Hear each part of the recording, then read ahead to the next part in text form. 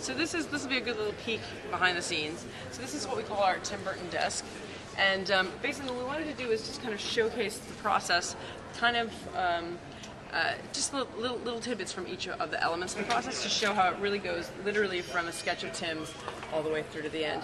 A lot of these sketches here were sketches, that he did for the original short 30 years ago, but then also how he's supplemented and how he's kind of changed them based on what we were going to need to do for the film.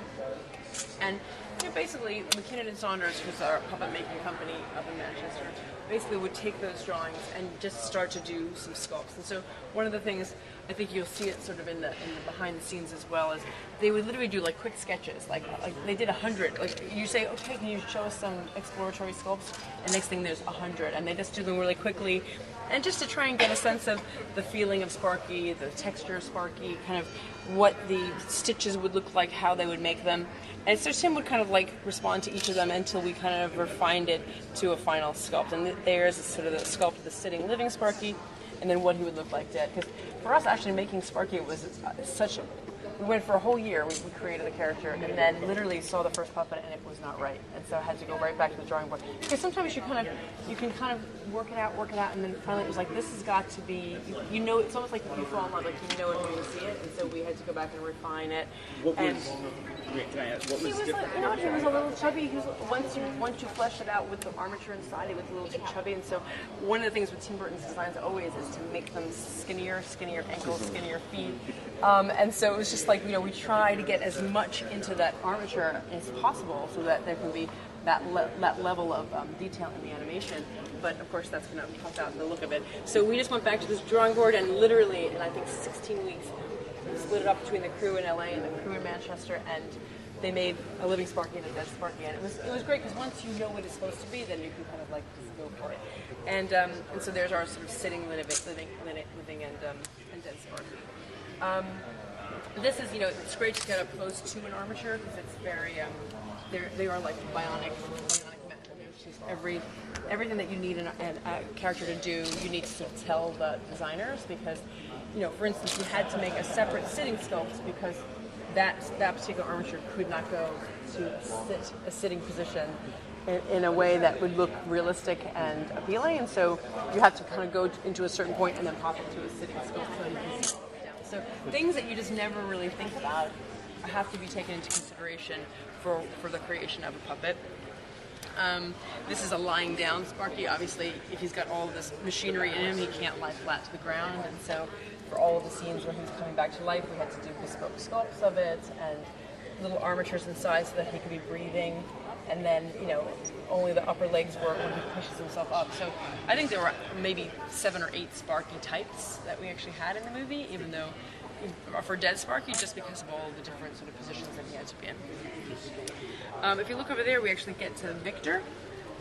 Come over this way.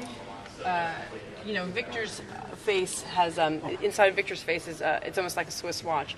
It is paddles and stuff similar to Sparky, but then there are actually gears. You can see in the little picture there where he actually has like a string that you put an Allen wrench in his ear, and as you turn it, it will move the sides of his mouth up or down for a smile, or open his mouth.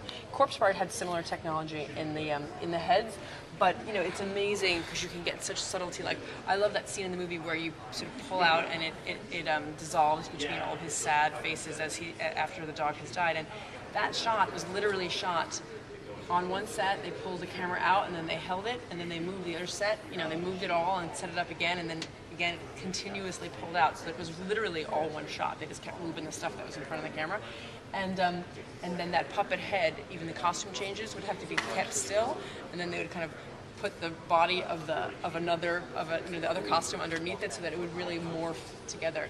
And it's amazing that it came out so beautifully, and it was so sort of hand done, and that you can get that kind of subtlety of acting from his face.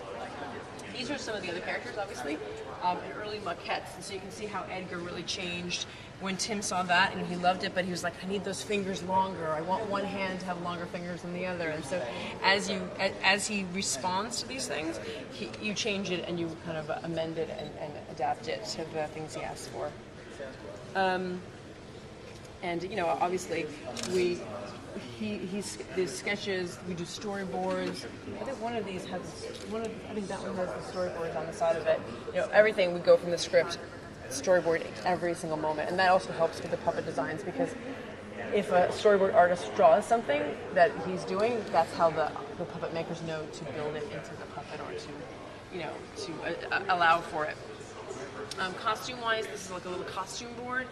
That's kind of a nice feature of this movie is that we change costumes sometimes, and also that it is of such a specific time. So it's that sort of mid-century suburban Gothic, and so trying to get the mom's dresses, the cut of the raincoats, and some of the other suits and costumes to kind of work within that era.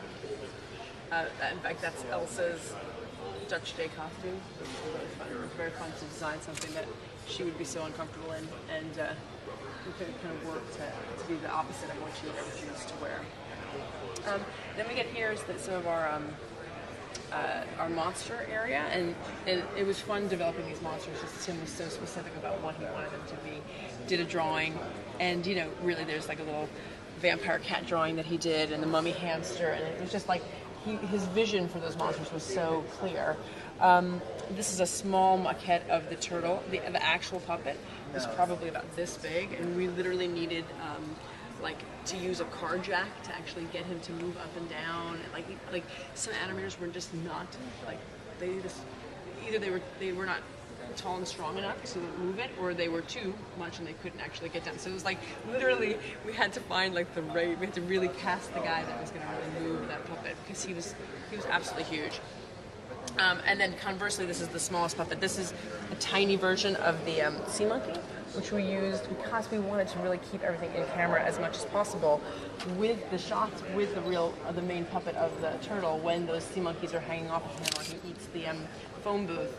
It all had practical, tiny little sea monkeys hanging off. So those all had to be animated by hand on wires and kind of fly off. So it's great to kind of get that kind of scale difference between the two monsters, the face-off. This was kind of an early design of the sea monkey. Obviously, we wanted them to be able to walk and run around, so they got legs. But those are great, and those tiny little things have completely articulated armature skeletons within them. And then this is kind of a fun thing because we just wanted to. We didn't actually use it in the movie per se, but we wanted to sort of sculpt what it would look like to the transition between the dead roadkill rat and the were-rat. And so we literally did some designs and sort of sculpted the morphing process, because we talked about the idea of maybe morphing him, and then ultimately we morphed the vampire cat, and that was again to design that and build the interim stages of the morph. It was just a technical feat, and then also wanting it to be in camera, because that was the other issue, is that we were like, we'll just build a CGI one and we'll just morph it, and then he's like, no, it has to be real. So when those arms come out, there's just holes in the set, and then the arms kind of extend down, and so someone is feeding arms out to kind of grow. It seems so low tech, but then the effect is that it's just sort of like an old-fashioned monster movie. So that's really fun stuff. I think that is everything. Oh, these are Mr. Rizakrewski mouth. That's another really fun, difference to the character, is that Mr. Rizakrewski struck up the band. Mr. Rizakrewski has, as you can see behind him, someone basically, we have a 2D animator sculpt the mouths so we know exactly what the mouths should look like for each phonetic shape, and then those would all be cast in silicon. So unlike the Jack Skellington head, which was the hard cast and really couldn't move, these are all made of the same kind of silicon that you put in faces that have to move, so that it had a dewy quality and it didn't match the rest of his face. So that was really a challenge, just to get those to register perfectly and to not have any kind of variation in the rubber. So those were amazing, and I think when you see it, just being able to slot it into the jowl area makes it look really beautiful. And then of course the mustache is all independent, so that all had to be animated independently as well. So. Yes, only very few animators did that character. They were, Trey, who's the animation director, was very specific about who we got to perform that, because he had to be a certain. His performance had to look just so. and that's sort of the interior of a sea monkey armature, so you can see how tiny those gears and stuff would be.